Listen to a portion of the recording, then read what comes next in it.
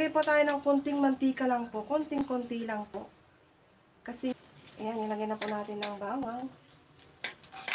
Ayan po. Medyo matagal po.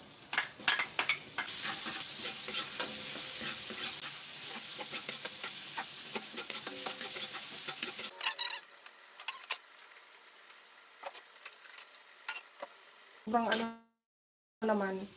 Ayan, lagay na po ito lang.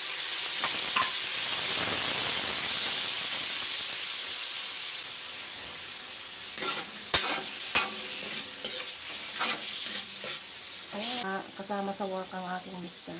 Ayan, nagpagluto. Ano natin ito, nanay?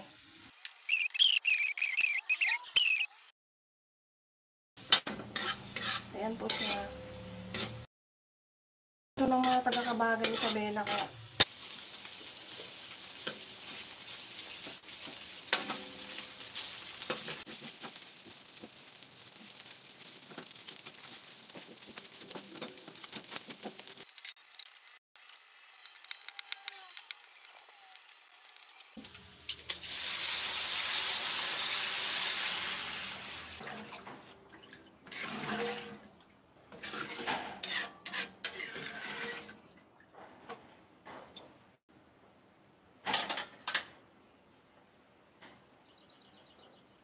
Asin man ko si nanay.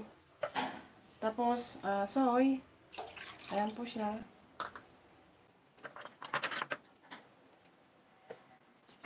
Paminta.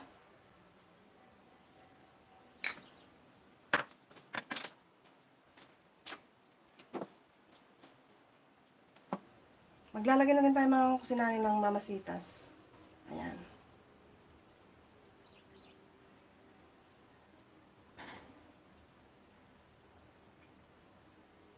Ayan, ganyan lang po siya mga kusinanay.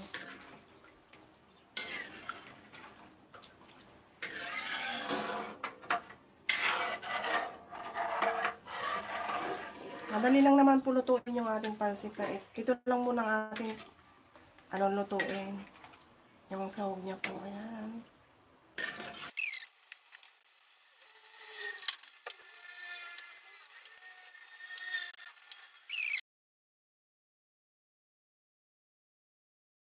Po sa inyong lahat. Ayan, mamaya-maya na po natin ilagay mga kusinanay kasi madali lang naman po lutuin yung pansit. Ito lang muna ang ating lulutuin sa sahog. Ayan. Tikman lang natin kung medyo marami-marami yung carrots. Ayan.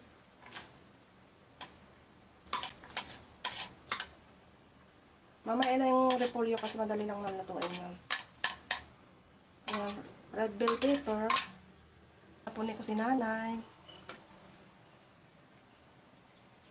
Excited na rin po kaming makakain nito dahil na-miss din po namin yung ganitong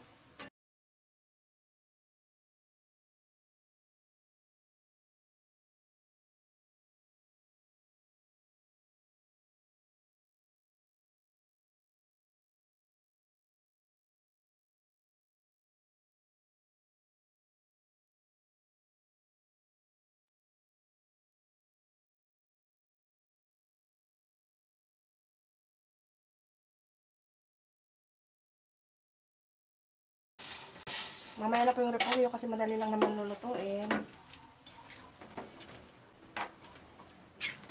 Yun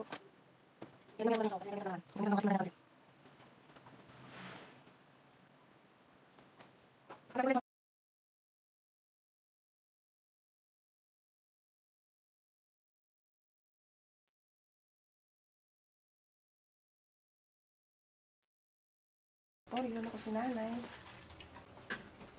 Thank you so much mga kusinanay for watching. Ito na po, luto na po siya. Ayan po.